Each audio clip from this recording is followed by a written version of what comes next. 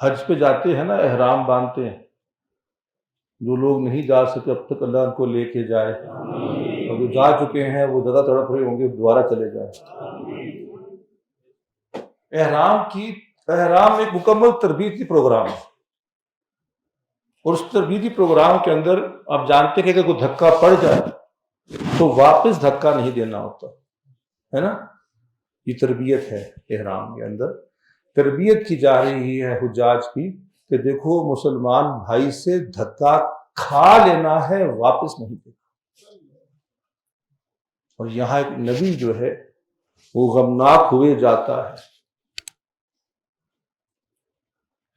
کہ لوگوں کا کیا حشر ہے۔ اور آج وہ لوگ بھی ہیں جو غضبناک ہو جاتے کہ میں نے تجھے 3 دفعہ 10 دفعہ بات سمجھائی ہے، تو ہے اس قابل نہیں، تو جائے گا جہنم میں، چلو اس کا نام لکھواؤ بھی رجسٹر میں جا کے۔ عزیزائے گرامی، اگر اللہ کے رسول کا جھنڈا اٹھانا ہے تو اللہ کے رسول صلی اللہ علیہ وسلم کا مزاج بھی سیکھو، اس مزاج کو اپناؤ۔ اور ہاں، میں ایک بات دیکھ رہا، جس طرح کی بات میں کرنے جا رہا ہوں ذرا سخت بات ہے، ذرا حوصلے سے سنیے گا، ذرا حوصلے سے سنیے گا۔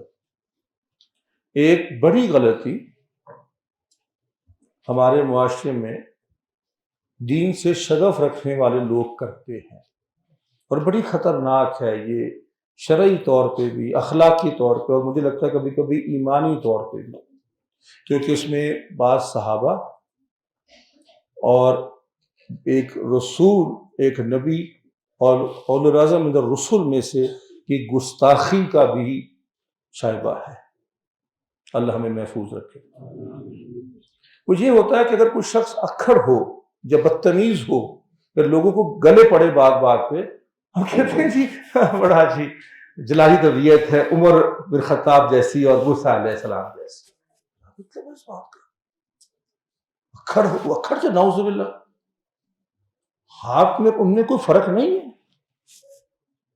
بتاؤ کتنے اکھڑ تھے کہ ممبر پہ کھڑے ہوئے ایک مائی جو ہے وہ گریباں پکڑنے کو جاتی ہے کہ خبر آ تم نے یہ بات کی تو تم اپنے پاس سے قانون مت بناؤ، جس بات سے اللہ رسول نے نہیں ڈالا پابند کیا، تم کون پابند کرنے والے؟ اور عمر کہتا ہے کہ ہاں ٹھیک ہے۔ اتنی اکھڑ تھے۔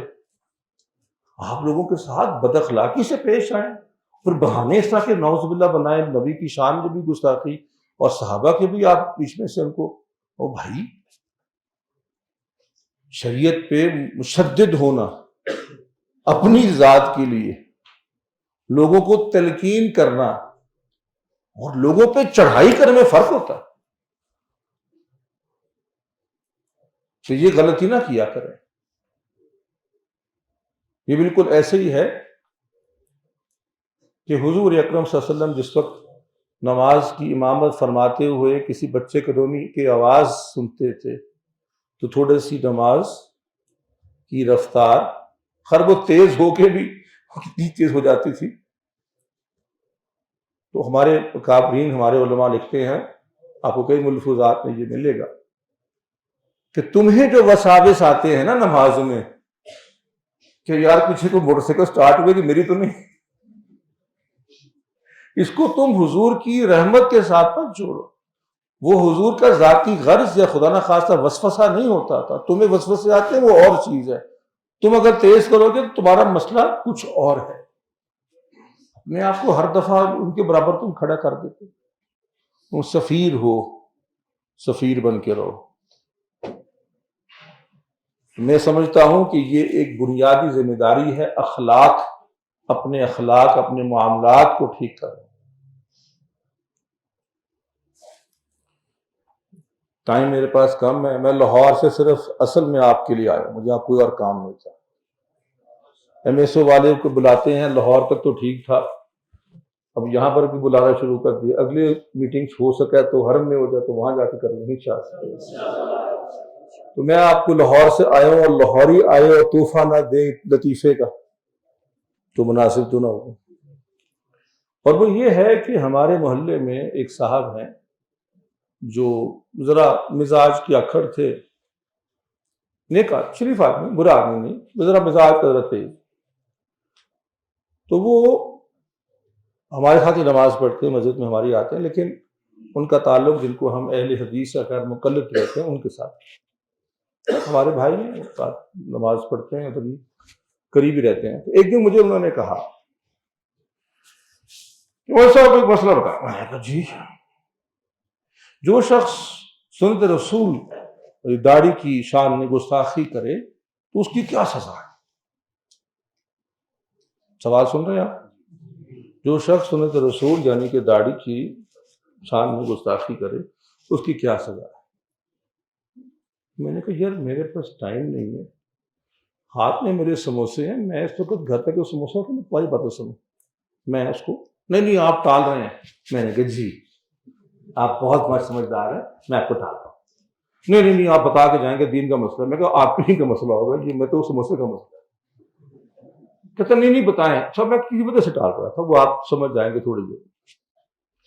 میں نے کہا چلے بھائی یہ بتائیے، جو شخص حضور اکرم صلی اللہ علیہ وسلم کے چہرہ انور پہ یہ ریشی اتھر تھی اس کا مذاق اڑائے، آپ اس کی سزا پوچھ رہے ہیں؟ یا مجھ جیسا کوئی داڑھی والا کسی سے بدسلوکی کرے اور جواب میں جو مظلوم ہے وہ داڑھی کو برا کہے، اس کی سزا پوچھ رہے ہیں؟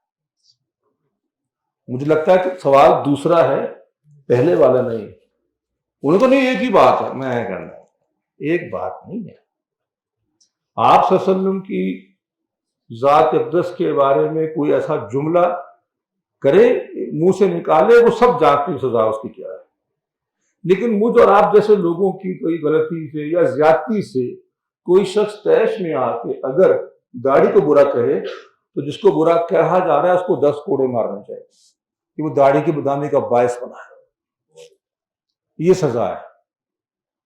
انہوں نے کہا یہ احناف کے ہاں یہی ہے۔ میں کہا اس حنفی کے ہاں یہی ہے۔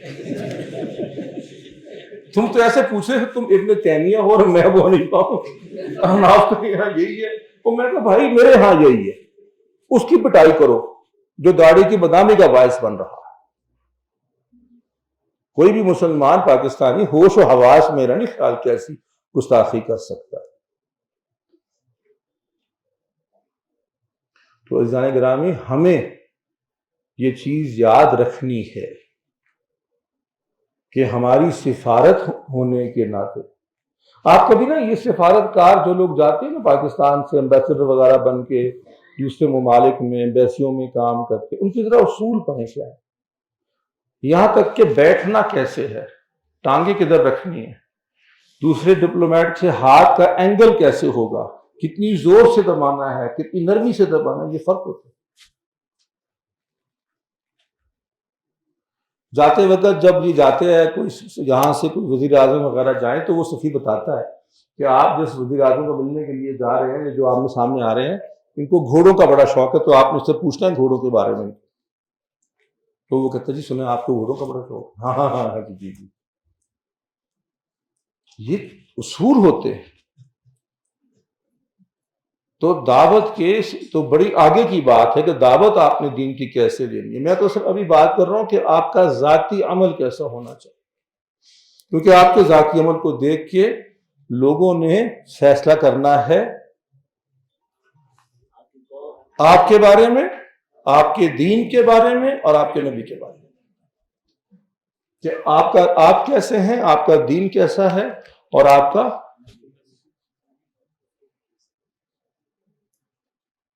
اگر آپ کے ہالینڈ میں اور نیدرلینڈ کے اندر ان کے شراب خانوں اور جوئے خانوں اور بدکاری خانوں میں مسلمانوں کی تعداد جو ہے وہ اوسطاً جو ہے وہ 40% ہے، تو پھر آپ کس منہ سے کہتے ہیں کہ وہ کیوں گستاخی کرتے ہیں؟ آپ نے سکھائی ہے کرنی، ان کی گستاخی ہے، ان کی گستاخی کا جواب وہی ہے جو دینا چاہیے، لیکن ذرا ان پہ بھی تو غور ہو کہ ہوتی کیوں ہے۔ آپ اگر عیسائیت کی تاریخ پڑھیں تو یہ جو رنیسانس آیا ہے، جب عیسائی ممالک نے، ملتوں نے اور اقوام نے یہ فیصلہ کیا کہ ہم نے مذہب کو اپنی زندگیوں سے نکال دینا ہے، قریباً 500 سال پہلے اس کو رنیسانس کہتے ہیں، کہ انہوں نے اپنا دین کو چھوڑ دیا کہ اس کو ہم نے زندگی میں شامل نہیں کرنا، تو اس دور کی تاریخ و حالات پڑھیں گے تو آپ کو پتہ چلے گا کہ انہوں نے اصل میں مذہب کو باہر نہیں نکالا تھا، انہیں مذہبی لوگوں کو باہر نکالا کہ یہ لوگ ہمیں بڑا تنگ کرتے ہیں، یہ لوگ ہم ان کے ساتھ نہیں رہ سکتے، ہم رہنا نہیں چاہتے۔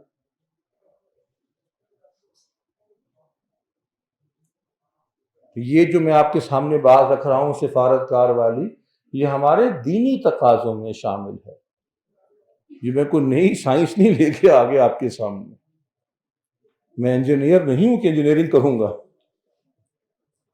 میں وہی بات کہہ رہا ہوں جو صحابہ کرام رضوان اللہ تعالیٰ علیہم اجمعین سے لے کر تو ہمارے اکابر بزرگوں تک وہی چلتی آ رہی ہے۔ لیکن ہوتا کیا ہے، میں نے دیکھا ہے کہ جو کارکن لوگ ہوتے ہیں کسی بھی تحریک و تنظیم کے، یہ بعض اوقات جذباتی زیادہ ہوتا ہے، نوجوان ہے نا جی، نوجوان ظاہر ہے وہ جوانی کیا ہوتی ہے، ہم سے پوچھنا کیا ہوتی ہے جس کے پاس نہیں ہے۔ تو کسی نے کہا تھا کہ عقل اور حکمت بوڑھوں کے پاس ہوتی ہے لیکن کسی کام کی نہیں، اور جوانی ہوتی ہے جوانوں کے پاس ہے کسی کام کی نہیں۔ تو اللہ نہ کرے کہ ضائع ہو جائے، آپ جوانی اپنی بڑے بہترین کام میں لگائے ہوئے ہیں، اللہ تعالیٰ اس کو قبول کرے، اس کو آپ کے لیے باعث روز محشر مغفرت و درجات کی بلندی بنا دے، اس کی برکت سے آپ کی دنیاوی معاملات کو آسان فرمائے۔